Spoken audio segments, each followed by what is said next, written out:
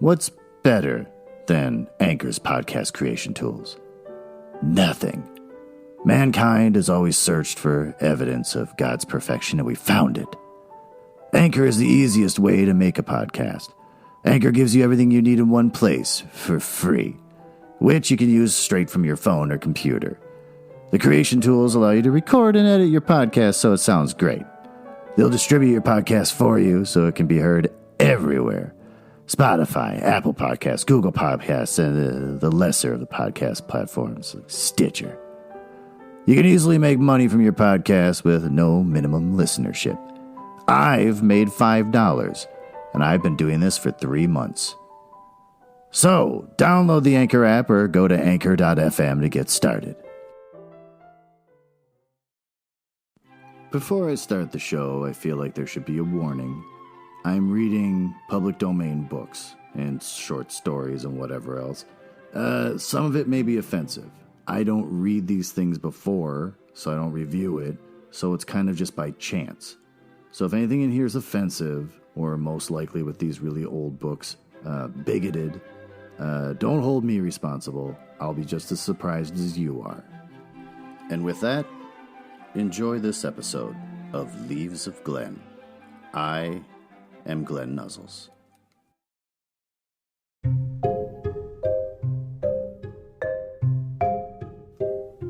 Welcome back as we continue our month-long readings of spooky stuff for Halloween. This week we're going to read a short story by Ambrose Bierce, a man who was active in the early 20th century and wrote scary stories, a lot of them because he was in the Civil War and saw horrifying things that he translated into his work. He's been ranked up there with Edgar Allan Poe and H.P. Lovecraft, and has inspired Ernest Hemingway with his war writings. You may have heard of his work if you were in high school and forced to read the short story An Occurrence at Owl Creek Bridge. So sit back and relax as we read The Boarded Window by Ambrose Bierce.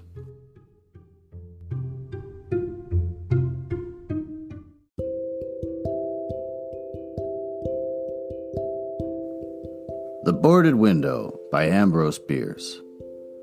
In 1830, only a few miles away from what is now the great city of Cincinnati, lay an immense and almost unbroken forest. The whole region was sparsely settled by people of the frontier, restless souls who no sooner had hewn fairly habitable homes out of the wilderness and attained to that degree of prosperity which today we should call indigence. Then, impelled by some mysterious impulse of their nature, they abandoned all and pushed further westward to encounter new perils and privations in the effort to regain the meager comforts which they had voluntarily renounced. Many of them had already forsaken that region for the remoter settlements, but among those remaining was one who had been of those first arriving. He lived alone in a house of logs, surrounded on all sides by the great forest, of whose gloom and silence he seemed a part. For no one had ever known him to smile nor speak a needless word.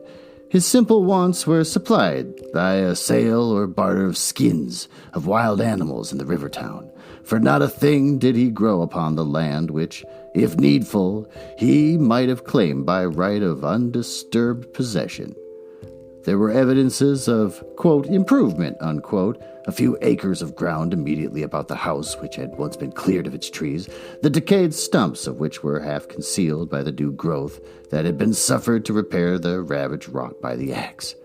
Apparently, the man's zeal for agriculture had burned with a failing flame, expiring in ashes. The little log house, with its chimney of sticks and its roof of warping clapboards, weighted with traversing poles and its chinking of clay, had a single door, and directly opposite a window. The latter, however, was boarded up.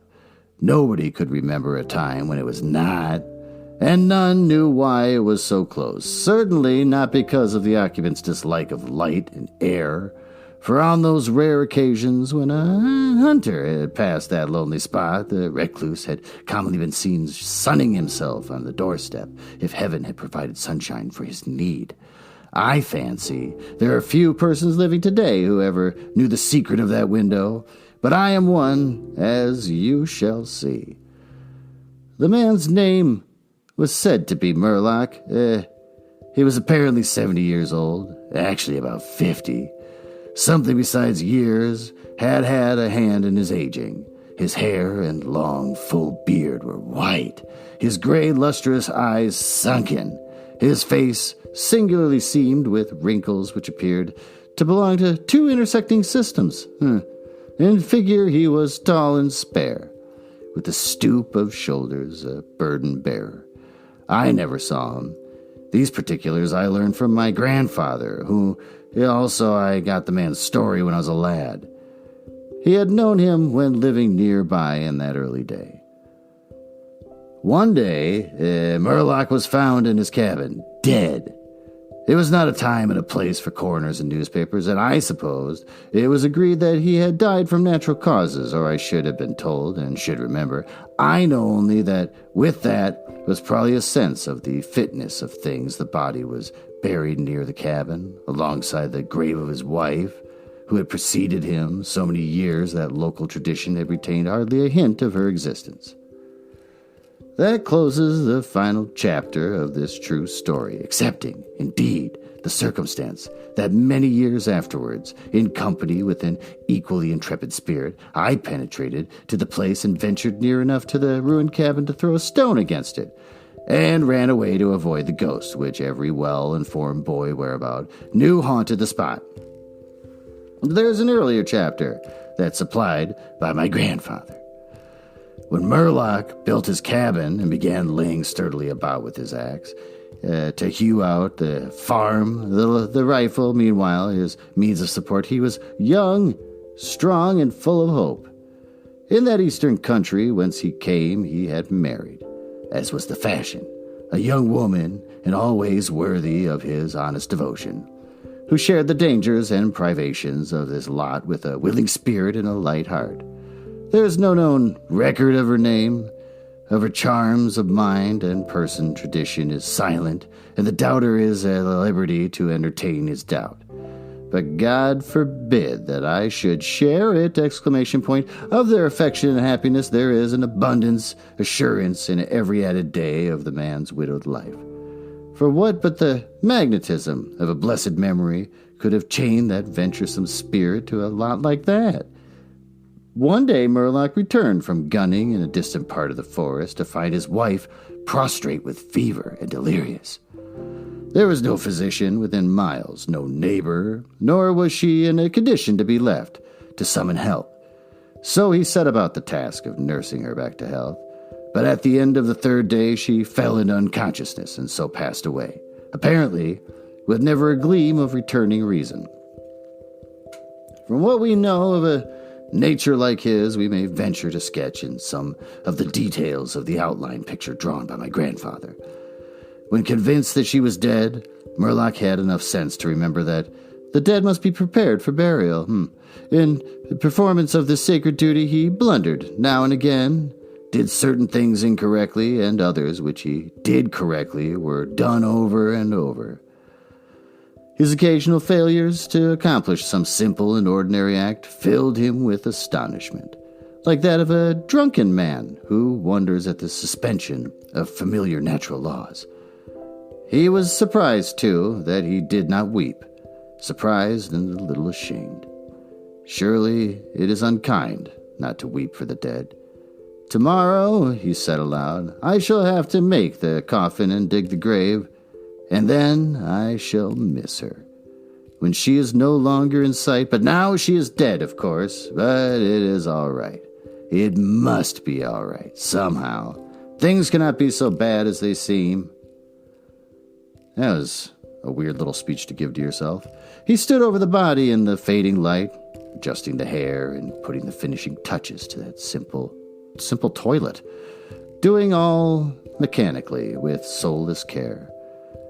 And still through his consciousness ran an under sense of conviction that all was right, that he should have her again as before and everything explained. He had had no experience in grief. His capacity had not been enlarged by use. His heart could not contain it all, nor his imagination rightly conceive it. He did not know he was so hard struck. That knowledge would come later, and never go. Grief is an artist of powers and as various as the instruments upon which he plays his dirges for the dead, evoking some of the sharpest, shrillest notes, from others the low, grave chords that throb recurrent like the slow beating of a distant drum. Some natures it startles, some it stupefies. To one it comes like the stroke of an arrow, stinging all the sensibilities to a keener life. To another as the blow of a bludgeon, which in crushing benumbs. We may conceive Murlock to have been that way affected, for, and here we are upon surer ground than that of conjecture. No sooner had he finished his pious work than, sinking into a chair by the side of the table upon which the body lay, and noting how white the profile showed in the deepening gloom, he laid his arms upon the table's edge and dropped his face into them, tearless yet unutterably weary.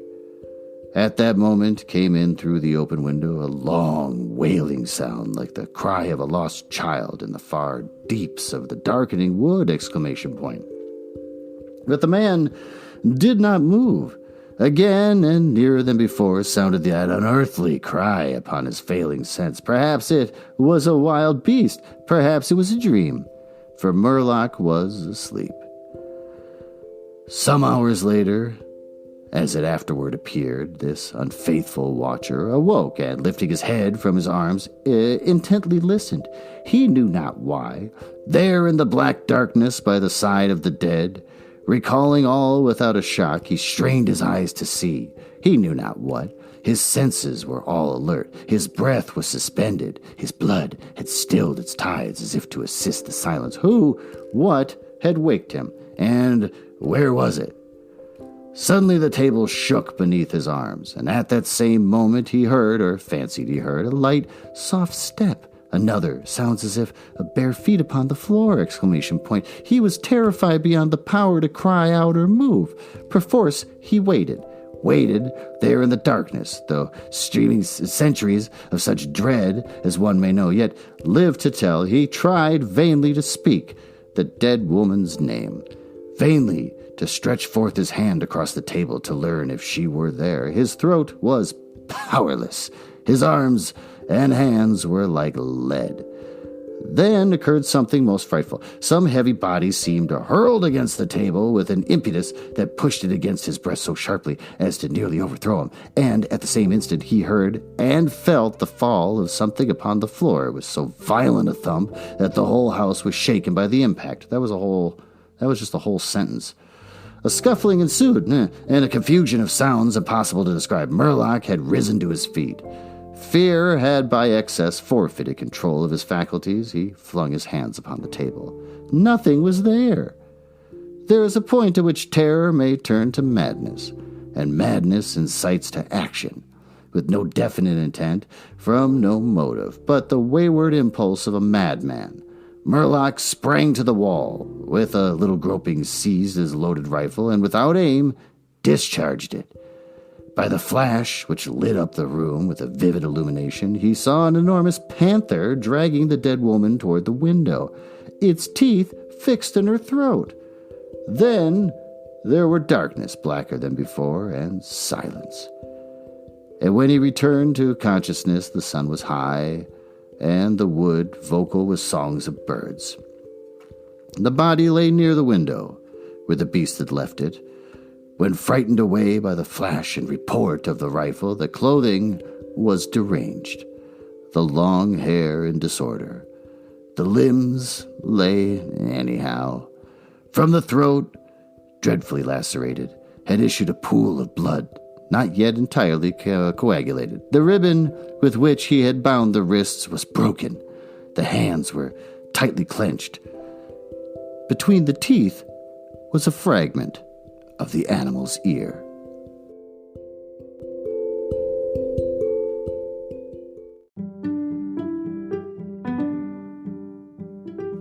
Now let's see if there's anything new from Penguin Random House. Like Don Cherry's hockey greats and more. It's got a picture of a weird guy with a little goatee and a weird suit with apparently his favorite dog. It's apparently a #1 best-selling, so that's fantastic. Comes out October 22nd. Broadcasting icon and best-selling author Don Cherry is back to give us more of what we want. Behind-the-scenes sports stories that are as colorful as his wardrobe. For the last 60 years, Don Cherry has lived and breathed hockey. He has interviewed all of hockey's biggest names on Grapevine and Coach's Corner. And he coached some of them too. But Don's interests span across all sports and even beyond.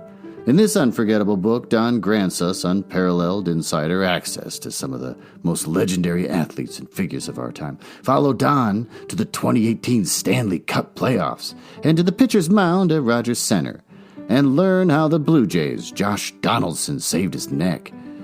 Jet back in time to meet Bobby Hull and Phil Esposito, Scotty Bowman and John Ferguson and other greats, up close and unfiltered. Discover Don's opinions on the toughest guys he's ever played against, hockey parents, the role of fighting in the game, and the Hall of Fame, and who should be in it.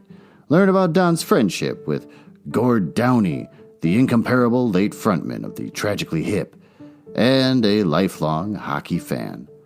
This is Don Cherry in all his glorious and frank glory, spinning his yarns with the best of them. So there you have it. Sports commentary from a weird-looking man with a long history of sports. And apparently he knew someone from the band The Tragically Hip. So that's weird. Go ahead and pick that up.